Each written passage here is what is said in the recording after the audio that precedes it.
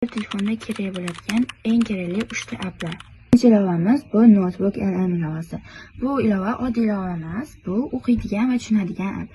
Nima qiladi? PDF, maqola, YouTube transkriptlarini yuklaysiz, keyin savol berasiz. O'sha savolga sizning materialingiz bilan javob beradi.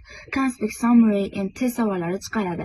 Qayerda kuchli? Bu Stanford imtihoni, prezentatsiyada u bilan 2x ga tez o'rgansangiz bo'ladi.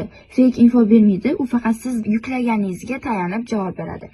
Agar siz o'qiyotgan bo'lsangiz, bu app yo'q bo'lsa, vaqtni bekorga sarflaysiz degani. Ikkinchi ilovamiz bu Obsidian. Bu Obsidian Notes app emas, bu sizning miyangiz uchun database. Nima qiladi? Har bitta fikrni boshqa fikrga o'zgartiradi. Ya'ni siz o'rganayotgan narsadan knowledge networkga o'tkazadi.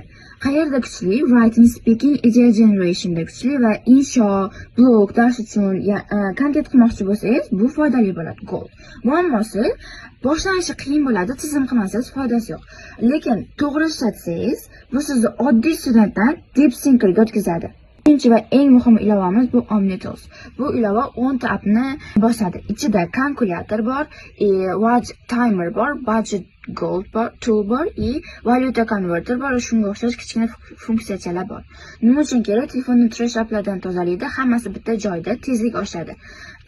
Ko'pchilik 20 ta appdan foydalanadi, lekin aslida bittasi ham yetadi. Shunday foydali ma'lumotlar kerak bo'ladigan bo'lsa, sahifamizga obuna bo'lishni unutmang.